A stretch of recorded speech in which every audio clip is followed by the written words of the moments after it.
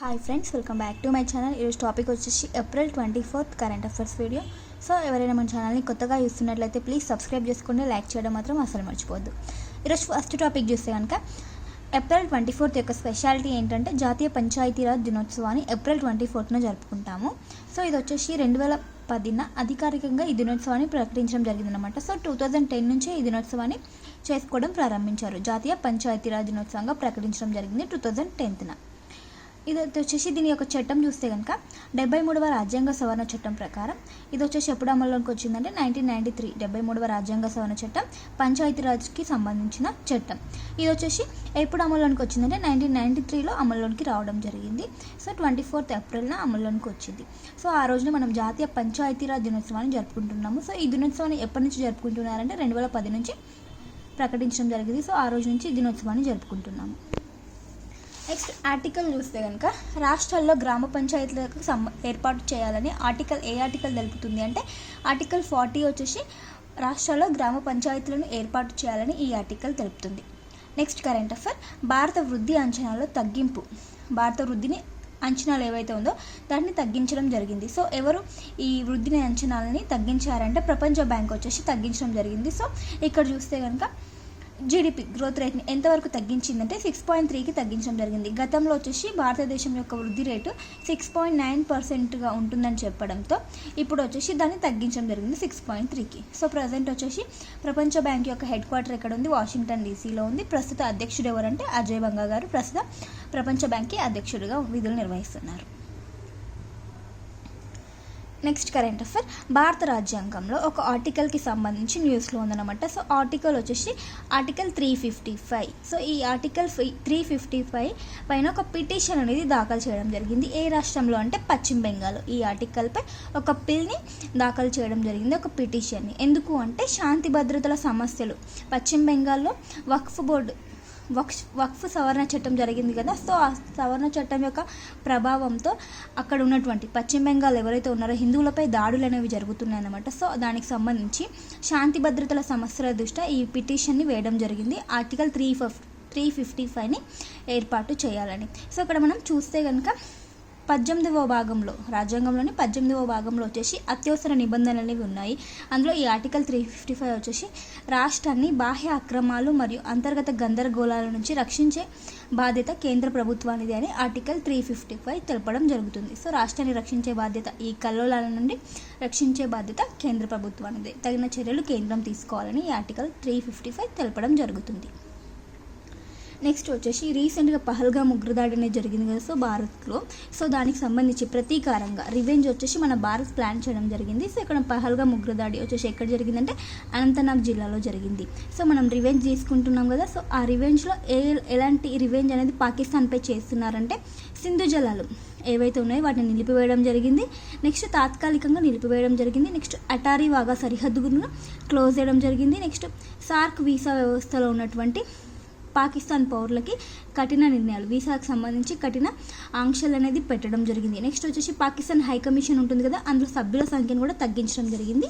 ఇలాంటి నిబంధనలు రివెంజ్గా ఏర్పాటు చేయడం జరిగింది. నెక్స్ట్ ఇంకోటి ఏంటంటే 48 గంటల్లోపు భారత్లో ఉన్నటువంటి పాకిస్తానీలు భారత్ని విడిచి వెళ్ళాలని కూడా చెప్పడం జరిగింది మన government, Indian government.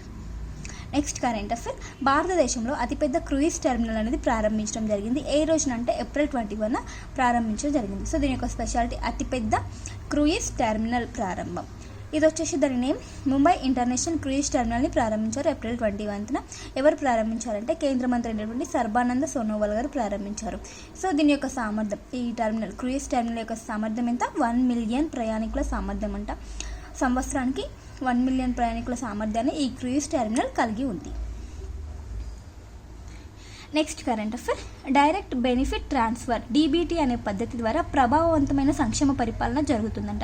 Direct benefit transfer దీనికి సంబంధించిన డేటా చూస్తే కనుక 2009 నుంచి 2024 మధ్య ఈ డైరెక్ట్ బెనిఫిట్ ట్రాన్స్ఫర్ ద్వారా 73.48 లక్షల కోట్లు అనేవి గవర్నమెంట్కి ఆదా అవ్వడం జరిగిందంట. అంటే ఇక్కడ డైరెక్ట్ బెనిఫిట్ ట్రాన్స్ఫర్ అంటే ఏవైనా స్కీమ్స్ ఇచ్చినా కూడా వాటిలో మధ్యవర్తుల జోక్యం అనేది లేకుండా డైరెక్ట్ ఎవరైతే లబ్ధిదారులు ఉంటారో ఆ లబ్ధిదారు అకౌంట్లకి అనేది అమౌంట్ అనేది వేయడం జరుగుతుంది. ఫర్ ఎగ్జాంపుల్ మనం రైతు భరోసా కానీ, కిసాన్ సమ్మాన్ నిధి కానీ అలాంటివి ఉంటాయి కదా, సబ్సిడీ సిలిండర్కి సంబంధించి. సో అలాంటివి డైరెక్ట్గా ఎవరైతే లబ్ధిదారులు ఉంటారో వారికి చేరడం జరుగుతుంది. సో ఈ డైరెక్ట్ బెనిఫిట్ ట్రాన్స్ఫర్ ద్వారా ఇంత అమౌంట్ అనేది ఆదా అవ్వడం జరిగింది ప్రభుత్వానికి. అంటే మధ్యవర్తుల జోక్యం అనేది ఉండదు ఇందులో, అండ్ అవినీతి, ఎలాంటి అవినీతి కూడా తాగు ఉండదు అన్నమాట. సో దీనికి సంబంధించిన డేటా అన్నమాట.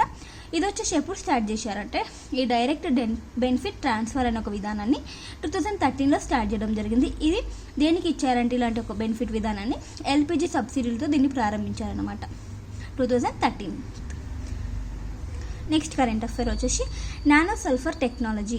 ఈ యొక్క టెక్నాలజీని దేనికి యూజ్ చేస్తారు అంటే ఆవాలు దిగుబడిలో, ఆవాలు ఉంటాయి కదా వాటి యొక్క దిగుబడిలో విప్లవాత్మక వృద్ధి కొరకు ఈ నానో సల్ఫర్ టెక్నాలజీని అభివృద్ధి చేయడం జరిగింది. సో ఈ టెక్నాలజీ ద్వారా ఆవాలు ఇంతకుముందు వచ్చే దిగుబడి కంటే 30 నుంచి 40% వరకు ఎక్కువ దిగుమతి అనేది రావడం జరుగుతుంది. సో ఇలాంటి ఒక టెక్నాలజీని కనుగొన్న సైంటిస్టులు ఎవరంటే TERI, the Energy and Resources Institute, TERI సైంటిస్టులు దీన్ని అభివృద్ధి చేశారు నానో సల్ఫర్ టెక్నాలజీని. సో ఈ విధానం వచ్చేసి పర్యావరణ అనుకూలమైన విధానం అంట. చెప్పాను కదా 30 నుంచి 40% అధిక దిగుబడి అనేది రావడం జరుగుతుంది నానో సల్ఫర్ టెక్నాలజీ ద్వారా.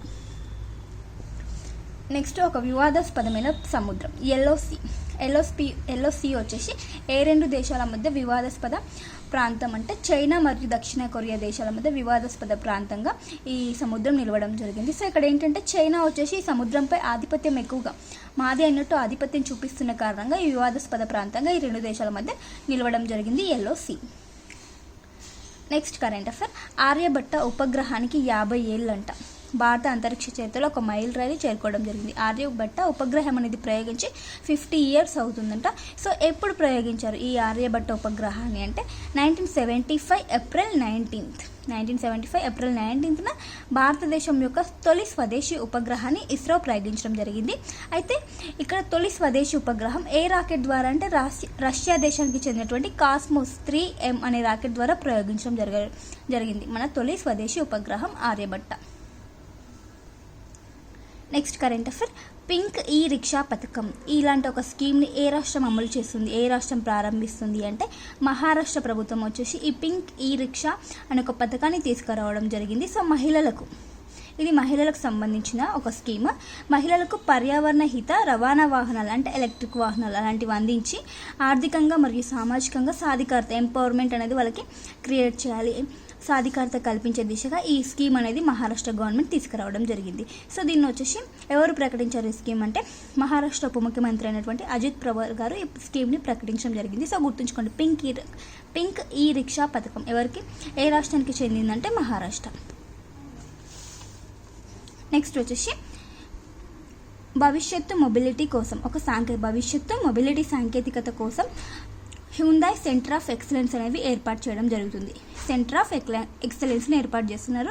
సో ఏ రెండు సంస్థల భాగస్వామ్యంతో అంటే ఈ సెంటర్ ఆఫ్ ఎక్సలెన్స్ని ఏర్పాటు చేస్తుంది హ్యుండాయ్ మరియు ఐఐటి ఢిల్లీ. ఈ రెండింటి యొక్క భాగస్వామ్యం కోసం ఈ సెంటర్ ఆఫ్ ఎక్సలెన్స్ని ఏర్పాటు చేయడం జరుగుతుంది భవిష్యత్తు మొబిలిటీ కోసం. ఇది భారత్ సమ్మిట్ 2025 ఎక్కడ జరగబోతుంది అంటే హైదరాబాద్లోని హెచ్ఎస్ఐసి కేంద్రంగా ఈ సమ్మిట్ అనేది జరుగుతుంది ఏప్రిల్ 25 నుంచి 26 మధ్యలో. సో ఈ సమ్మిట్కి వచ్చేసి దేశం నుండి రాజకీయ ప్రతినిధులు పాల్గొంటారు. అండ్ విదేశాలు ఎన్ని దేశాలు ఇందులో పాల్గొంటున్నాయంటే 100 దేశాలు ఇందులో పాల్గొంటున్నాయి. 100 దేశాల నుండి 450 మంది ప్రతినిధులు ఈ సమ్మిట్లో పాల్గొనడం జరుగుతుంది. సో ఈ సమ్మిట్ యొక్క ముఖ్య ఉద్దేశం ఏంటంటే to deliver global justice the world unites in Hyderabad వచ్చేసి థీమ్ అన్నమాట. సో గుర్తుంచుకోండి భారత్ సమ్మిట్ ఎక్కడ జరిగిందంటే హైదరాబాద్లో జరిగింది. నెక్స్ట్ కరెంట్ అఫైర్ హైడ్రా ఉంది కదా, సో తెలంగాణకు సంబంధించిన కరెంట్ అఫైర్. హైడ్రా అనే సంస్థ ఉంది కదా, దాని యొక్క కొత్త లోగోని ఆవిష్కరించడం జరిగింది అనమాట. సో H+ సింబల్తో కొత్త లోగోని ఆవిష్కరించింది హైడ్రా.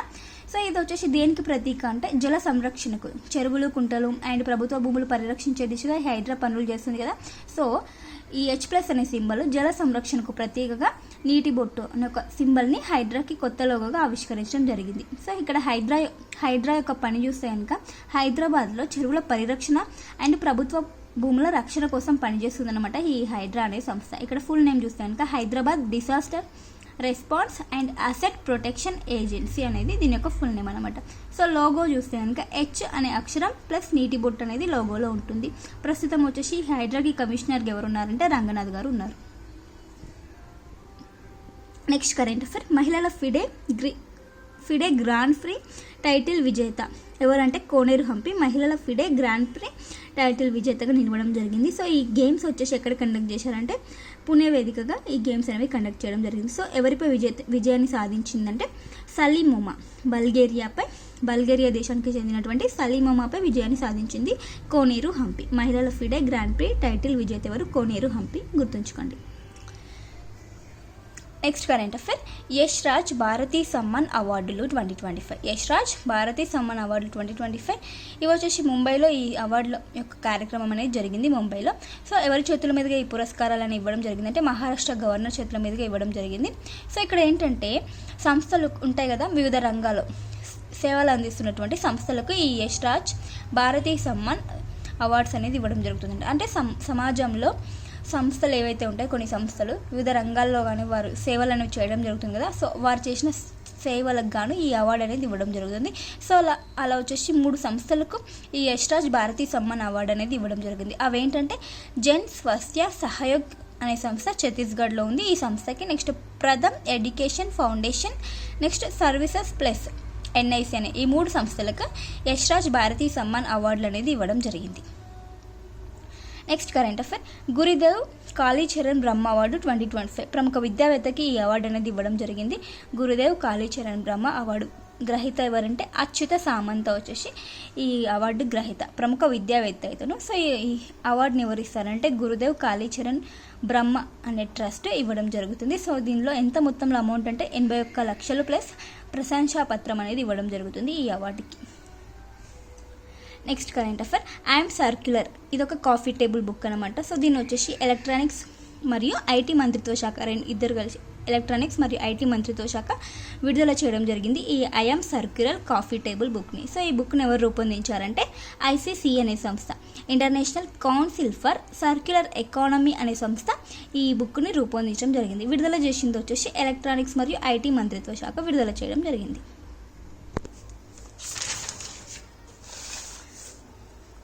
నెక్స్ట్ కరెంట్ అఫైర్, 36వ గోల్డ్మ్యాన్ ఎన్విరాన్మెంటల్ అవార్డు 2025 ఇయర్కి సంబంధించి ఈ అవార్డు విజేత ఎవరంటే ఆసియా నుండి వచ్చేసి బాటుమంగ్ లవ్ సందాష్ వచ్చేసి ఆసియా నుండి గ్రహీత అన్నమాట. టోటల్గా ఈ అవార్డుని గోల్డ్మ్యాన్ ఎన్విరాన్మెంటల్ అవార్డుని వచ్చేసి ప్రపంచవ్యాప్తంగా 6 ప్రాంతాలలో 7 ఎంపిక చేయడం జరిగింది. సో ఇక్కడ ఆసియా నుండి వచ్చేసి బాటుమంగ్ లవ్ సందేశ్కి ఈ అవార్డు అనేది రావడం జరిగింది. ఇతను మంగోలియా దేశానికి చెందిన వ్యక్తి. సో ఈ అవార్డు ఇవ్వడం ఎప్పటి నుంచి ప్రారంభమైందంటే 1929 నుంచి ఇవ్వడం ప్రారంభించారు. గోల్డ్మ్యాన్ ఎన్విరాన్మెంటల్ ఫౌండేషన్ వచ్చేసి కాలిఫోర్నియాలో ఉంది. ఈ ఫౌండేషన్ ఈ అవార్డుని ఇస్తుంది. 6 ప్రాంతాల నుండి 7 ఎంపిక చేయడం జరిగింది. అండ్ దీనికి ఇంకొక పేరు ఏంటంటే గ్రీన్ నోబెల్ అని కూడా అంటారు. గోల్డ్మ్యాన్ ఎన్విరాన్మెంటల్ యొక్క ఇంకొక పేరు ఏంటంటే green Nobel. Next current affair, గర్భాశయ క్యాన్సర్ను ఎదుర్కోవడానికి 2 స్వదేశీ HPV పరీక్షా కిట్లను అభివృద్ధి చేయడం జరిగింది గర్భాశయ క్యాన్సర్ని ఎదుర్కోవడానికి. సో ఎవరు ఈ HPV కిట్లు అనేవి అభివృద్ధి చేశారంటే department of Biotech and grand challenges India ఈ 2 కలిసి ఈ స్వదేశీ HPV అనే పరీక్షా కిట్లని అభివృద్ధి చేయడం జరిగింది అనమాట. సో ఇక్కడ HPV ఫుల్ నేమ్ చూస్తే కనుక హ్యూమన్ పాపిలోమా వైరస్. గర్భాశయ క్యాన్సర్ను ఎదుర్కొనడానికి ఈ HPV పరీక్షా కిట్లు.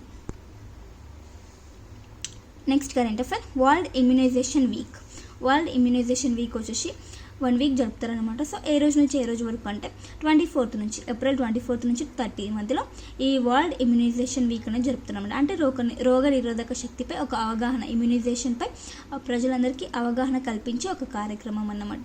సో మరి థీమ్ చూస్తే కనుక immunisation for all is humanly possible. Immunisation for all is humanly possible అనేది వచ్చేసి థీమ్ అనమాట. సో ఇవన్నీ ఫ్రెండ్స్ ఇవి ఇంపార్టెంట్ కరెంట్ అఫైర్స్. వీడియో నచ్చితే ప్లీజ్ లైక్ చేయండి, షేర్ చేయండి, అలాగే సబ్స్క్రైబ్ చేసుకోవడం మాత్రం అస్సలు మర్చిపోద్దు. Thank you for watching. Bye bye.